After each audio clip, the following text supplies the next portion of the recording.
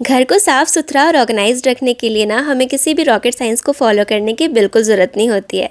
सच कहूँ तो एक खुशहाल और व्यवस्थित घर ना छोटे छोटे स्मार्ट स्टेप से बनता है, ना कि बड़े बड़े नियमों से।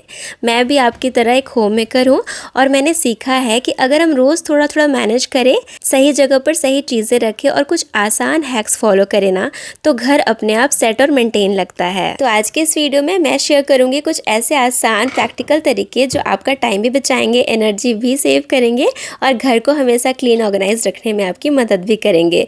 तो वीडियो को आखिर तक ज़रूर देखिए, क्योंकि ये छोटे छोटे बदलाव आपके घर और रूटीन दोनों को आसान बना देंगे। सो चलिए स्टार्ट करते हैं।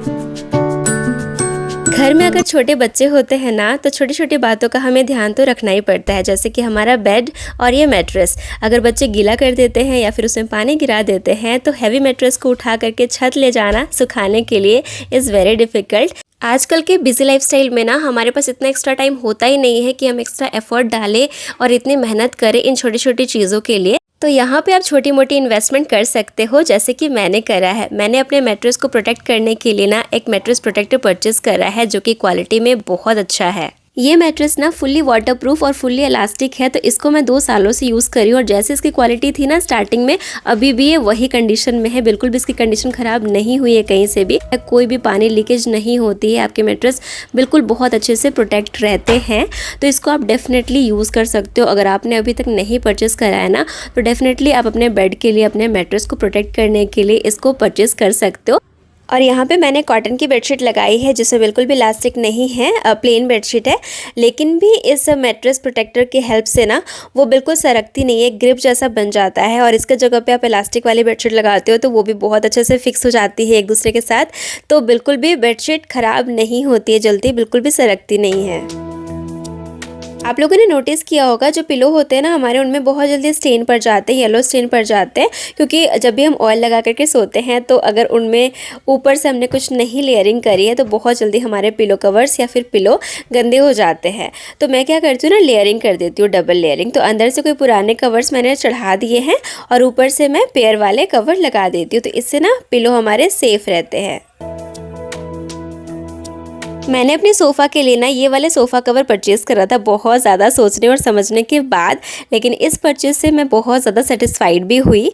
और मुझे ना अपने लिविंग एरिया के लिए कुछ लाइट सा कलर चाहिए था, जो कि मेरे लिविंग एरिया को थोड़ा सा बड़ा भी दिखाए और काफ़ी अच्छे से ये मेरे सोफ़ा को फुल्ली कवर कर देता है। तो ये डस्ट से प्रोटेक्ट तो करता है, बट वाइट होने की वजह से थोड़ा सा मुझे मेंटेन तो करना ही पड़ता है, क्योंकि घर पे बच्चे होते हैं। तो उसको कैसे मैं मेंटेन करती हूँ वो आगे आपको दिखाती हूँ। बट यहाँ पे छोटा सा प्रॉब्लम हो जाता है, क्योंकि ये जो मेरा सोफ़ा कवर है ना, वो मैंने ना एक साइज़ बड़ा परचेस करा था जानबूझ करके, क्योंकि मुझे यही वाले सोफ़ा कवर चाहिए थे अपने लिविंग एरिया के लिए और मुझे पसंद आ गए थे और साइज़ अवेलेबल नहीं थे।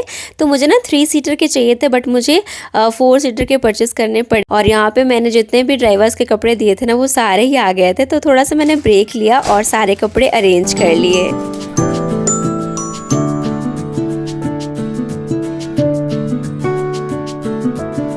तो कुछ इस तरीके से ना एक्स्ट्रा कपड़ा यहाँ पे लटकते रहता है, फर्श में वो टच होता है तो गंदा भी जल्दी हो जाता है, तो इसको मुझे फिक्स करना पड़ता है। तो सिंपली मैं यहाँ पे एक रबर बैंड ले लेती हूँ और उसकी हेल्प से ना यहाँ पे मैं चोटी बना देती हूँ।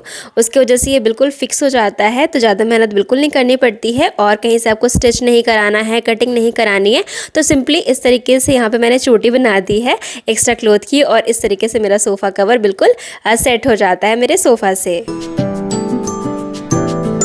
किचन में अगर आपके पास कोई सिरेमिक का पॉट है जिसको आप यूज़ नहीं कर रहे हो, बस डेकोरेशन के लिए रखे हुए हो, तो उसको ना एक बहुत अच्छे तरीके से आप यूज़ कर सकते हो, जो कि हर कोई करता ही है और मैं भी करती हूँ। जैसे फ्लावर वास की जैसे मैं इसको यूज़ करती हूँ और बहुत अच्छे भी लगते हैं देखने में। और ये ceramic pot of white colour का है, तो मेरे सोफ़ा कवर के साथ काफ़ी अच्छे से जाता है, तो इसको मैं सेंटर टेबल पर यूज़ करती हूँ। तो इसको ना मैंने मीशो से ही परचेस करा था और काफ़ी अच्छे साइज़ में है। तो अगर आपके पास भी कुछ ऐसा सिरेमिक का पॉट है जो आप किचन में यूज़ नहीं करते, तो उसको आप फ्लावर वास की जैसे ज़रूर से यूज़ कर सकते हो। अब मैं आप लोगों को बताती हूँ कि कैसे मैं मेंटेन करती हूँ बच्चों के साथ ये क्रीम कलर के सोफ़ा कवर को। तो यहाँ पे ना साइड में आपने देखा मैंने सोफ़ा थ्रो लगा दिया, तो साइड का जो एक कॉर्नर है वो तो मेरा क्लीन रहेगा, नीचे की तरफ से जल्दी गंदा नहीं होगा। दूसरे साइड में जहाँ पे मेरा बेटू सबसे ज़्यादा बैठता है, जहाँ पे वो कुछ कुछ बैठ करके खाते रहता है, तो वहाँ पर मैं कुछ इस तरीके से ना सिमिलर कलर के टावल बिछा देती हूँ, जिससे पता नहीं चलता है कि आपने कुछ एक्स्ट्रा लगा करके रखा है और ये कॉर्नर भी आपका बिल्कुल सेट रहेगा। कभी कभी ज़रूरत पड़ने पे मैं और टॉवल्स बिछा करके रख देती हूँ ताकि कम से कम 1 वीक तो मेरा सोफ़ा कवर चल जाए। यहाँ पे जो आप लोगों को कुशन दिख रहे हैं ना, 2 ये मैंने बिल्कुल ज़ीरो कॉस्ट में बनाया है, क्योंकि मेरे पास कुछ एक्स्ट्रा फॉर्म थे जो मेरे पास पड़े हुए थे, तो उनको फिल करके मैंने ये कुशन रेडी किया था और ये काफ़ी अच्छे चल भी रहते हैं। बट अभी क्या प्रॉब्लम हो रही है ना कि जैसे मैं बैठती हूँ और बैक में वो रहता है तो उठती हूँ तो उसके शेप ना ख़राब हो जाते हैं, क्योंकि ये काफ़ी सॉफ्ट है। तो मेरे पास ना अभी भी 2 ऐसे कुशन है छोटे साइज़ के जो मैं बिल्कुल यूज़ नहीं कर रही हूँ। तो जो फोम उनके अंदर है ना, उसे मैं इन दोनों कुशन के अंदर फिल कर दूंगी, तो बिल्कुल वो अच्छे से टाइट भी हो जाएंगे और मुझे कोई एक्स्ट्रा कुशन परचेस करने की ज़रूरत ही नहीं पड़ेगी। तो यहाँ पे मैंने अपने 500 तो बचा लिए हैं। तो इस तरीके से आप भी थोड़ा बहुत एफर्ट्स डाल सकते हो, थोड़ी बहुत हैक जुगाड़ लगा सकते हो अपने घर को सजाने के लिए, और कम पैसे में भी आप बहुत अच्छे से अपने घर को ना डेकोरेट करके रख सकते हो। और उसके बाद मैंने इसके ऊपर एक बढ़िया सी कवर चढ़ा दी है, जो कि मुझे बहुत पसंद है और ये भी मैंने मीशो से परचेस करा था। बिल्कुल ना यहाँ का वाइब चेंज हो जाता है इस कुशन कवर से, और अब ये बिल्कुल एक एक्चुअल कुशन के जैसे वर्क कर रहा है और बिल्कुल अब इसकी शेप ख़राब नहीं हो रही है, अब देख सकते हो।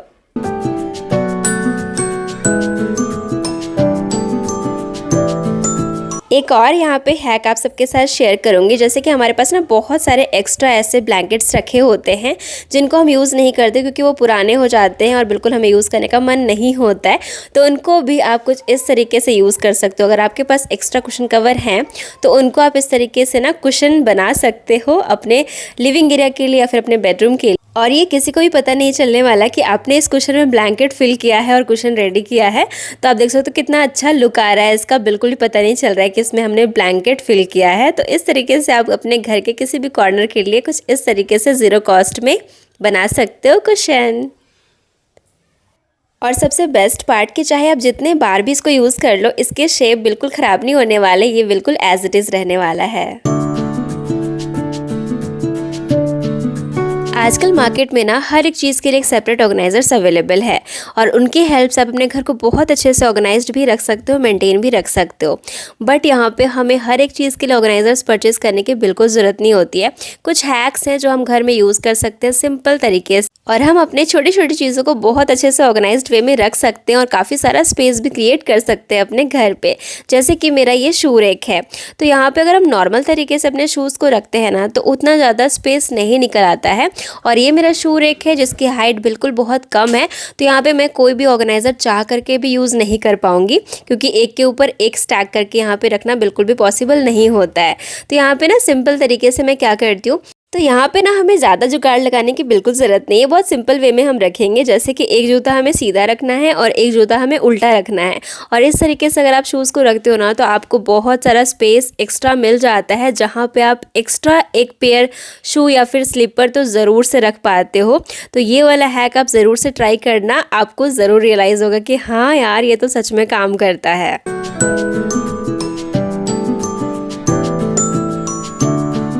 और कुछ छोटे छोटे हैबिट्स जो हमारे होते हैं ना, उसकी हेल्प से भी हम अपने घर को बहुत अच्छे से मेंटेन कर पाते हैं। जैसे कि अभी मैंने यहाँ पे थोड़ी सी क्लीनिंग करी तो डस्ट तो निकल गया है यहाँ पे, तो उसको मैं तुरंत के तुरंत ही साफ़ कर दूँगी।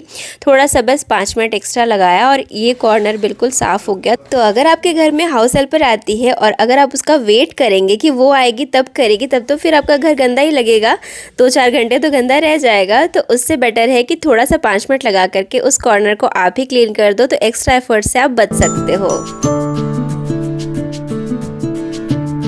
तो इस तरीके से अपने छोटे छोटे हैबिट्स की हेल्प से मैं अपने घर को क्लीन रखने की कोशिश करती हूँ। हाँ, हमेशा क्लीन तो नहीं रह पाता है, बट जब भी मुझे टाइम मिलता है, एक्स्ट्रा टाइम मिलता है दिन में ना, तो मैं घर का कोई कोना ज़रूर से ऑर्गेनाइज़ कर लेती हूँ। जैसे कि ये मेरा डाइनिंग टेबल है और यहाँ पे एक्स्ट्रा आपको कोई भी कवर ख़रीदने की बिल्कुल ज़रूरत नहीं है। अगर आपके पास सिंगल बेडशीट के कवर है तो उसको भी आप as a dining table cover use कर सकते हो, और उससे प्रोटेक्ट करने के लिए हमेशा मैं उसके ऊपर एक प्लास्टिक की शीट ट्रांसपेरेंट वाली ज़रूर से बिछाती हूँ, इससे मैं ना अपने एक्स्ट्रा एफर्ट्स बचा लेती हूँ, ज़्यादा मेहनत नहीं करना पड़ता है और एक बार मैं कपड़ा मारती हूँ ना तो क्लीन हो जाता है मेरा टेबल। तो कुछ इस तरीके से भी आप अपने घर को ना सिंपल वे में ऑर्गेनाइज रख सकते हो, साफ़ सुथरा रख सकते हो।